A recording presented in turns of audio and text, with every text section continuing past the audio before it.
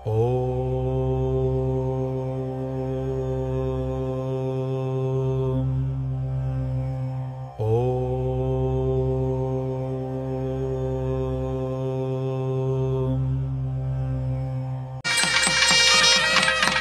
వెడుతున్నటువంటి వెంకటేశ్వరుడు యొక్క వైభవాన్ని బ్రహ్మోత్సవాలలో కన్నులతో జుర్రుకోవలసింది. ఎందుచేత అంటే ఏనుగుకి పరమాత్మకి అంత దగ్గరి సంబంధం. శ్రీమద్భాగవతంలో 12 స్కంధములలో అష్టమ స్కంధంలో ఉన్నటువంటి గజేంద్రమోక్షణ ఘట్టం పరమ ప్రశస్తి పొందింది, నిత్యపారాయణ యోగ్యత పొందింది. గజము అన్న మాటకు అర్థం విపరీతమైనటువంటి మదమును కలిగినటువంటి జంతువు, అంటే గర్వం కలిగినటువంటిది. ఇంత గర్వం కలిగినటువంటి ఏనుగు చిట్ట చివర ఎప్పుడు భగవంతునికి వాహనంగా వెడుతోంది. ఇంత గొప్ప ఏనుగు బక్కగా ఉండేటటువంటి ఒక మావటికి వశపడిపోయింది. తన కాలికి కట్టవలసినటువంటి గొలుసుని తన తొండంతో పైకెత్తి మావటికి అందించి తన కాలు కట్టమని కాలు చాపుతోంది. గురువాయూర్ లాంటి ప్రదేశాలలో రాత్రివేళ ఏనుగులు ప్రదక్షిణంగా దేవాలయం చుట్టూ తిరిగేటప్పుడు భద్రగజం ఆ గురువాయూరప్ప అయినటువంటి కృష్ణ పరమాత్మని సేవించడానికి అర్చకుడు ఏనుగు మీద ఎక్కవలసినటువంటి సమయం ఆసన్నమైతే మోకాలు చాపి చెవిని అందించి అర్చకుడు పరిగెత్తుకొచ్చి దాని సంధిబంధముల యందు పాదముల నుంచి చెవి పట్టుకుని ఎగిరి పైకెక్కి కుంభస్థలం మీద కూర్చోడానికి తన శరీరాన్ని ఆసరా చేసి అందించింది. అంటే వశపడిన వాడెవరో వాడే నిజానికి జీవితంలో వృద్ధిలోకి వస్తాడు తప్ప నా అంత వాణ్ణి నేను ఎందుకు మాట వినాలి, నాకెన్నో తెలుసు, నాకింత అధికారం ఉంది, నాకింత డబ్బు ఉంది, నాకిన్ని విషయాలు తెలుసు, నేనింత అందగాన్ని, నాకిన్ని కళలో ప్రవేశం ఉంది అన్నవాడు జీవితంలో వృద్ధిలోకి రాడు. విత్సలవిడిగా ప్రవర్తించేటటువంటి ఏనుగుని ఎన్నడూ దేవాలయాలలో ఉత్సవాలలో ప్రవేశాన్ని కల్పించరు. ఏ ఏనుగు మావటికి వశపడిందో, ఏ ఏనుగు గర్వాన్ని తొలగించుకుందో, ఏ ఏనుగు నిలబడితే దాని కాళ్ల ముందు అంకుశాన్ని పెట్టినంత మాత్రం చేత పాదం ఎత్తి దాటకుండా ఊపుతూ నిలబడిపోయిందో, ఏ ఏనుగు ఇలా తొండమెత్తి చెట్టు కొమ్మ పీకుదామనేటప్పటికీ పక్కన ఉన్నటువంటి మావటి అంకుశంతో తాటించినంత మాత్రం చేత తొండాన్ని దింపేస్తుందో, అలా తనంత తాను లొంగిపోయినటువంటి ఏనుగు, గర్వాన్ని పక్కన పెట్టినటువంటి ఏనుగు పరమాత్మ అధిరోహించడానికి యోగ్యత పొందింది.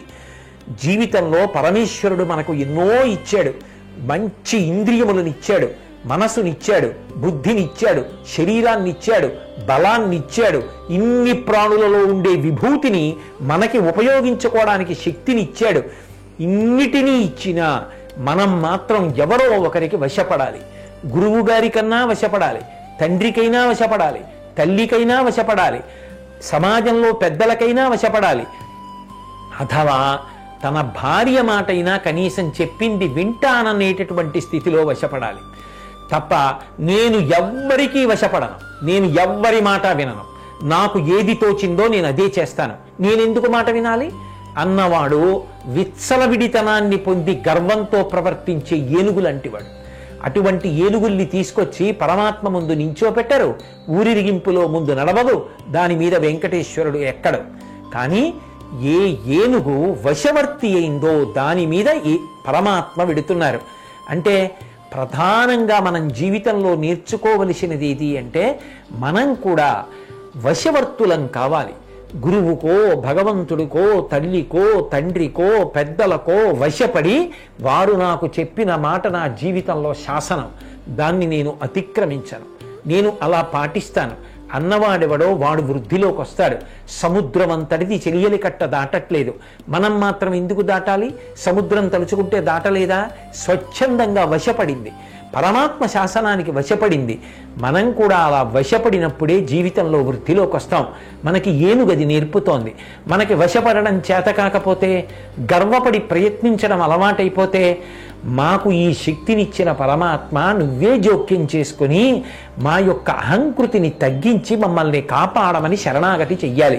అందుకే గజేంద్రమోక్షణ ఘట్టంలో శరణాగతి చేసిన ఏనుగు కోసమని పరమాత్మ బయలుదేరి వచ్చి కాపాడిన పోతనగారి భాగవతంలోని ఘట్టం ఎంత అమృతతుల్యమై నిత్యపారాయణ యోగ్యతని పొందింది. ఒక ఏనుగు యొక్క కుంభస్థలం శుభప్రదమైన దర్శనం. ఎందుకంటే అది లక్ష్మీ స్థానంగా కీర్తించబడింది. అటువంటి ఏనుగు మీద పరమాత్మ వెడుతున్నారు అంటే అటువంటి దర్శనమే చాలు. అంత అద్భుతమైనటువంటి దర్శనాన్ని పొంది ఆ ఏనుగు మీద వెడుతున్న శ్రీ వెంకటేశ్వరుని యొక్క పాదార విందములకు శిరసు మనసా తాటించి నమస్కరిస్తూ, స్వామి, వశపడిన ఏనుగు మీద నువ్వు ఎక్కినట్టు నా మనసు కూడా నీకు వశపడి నువ్వు చెప్పినట్టుగా బ్రతకగలిగినటువంటి అదృష్టాన్ని నాకు నువ్వే కటాక్షించి నువ్వు నన్ను అధిరోహించి కాపాడు అని మనం ఆ గజవాహనం మీద వెడుతున్నటువంటి స్వామి పాదార విందములకు సాంజలి బంధకంగా శిరసు తాటించి నమస్కరించి ప్రార్థన చేద్దాం.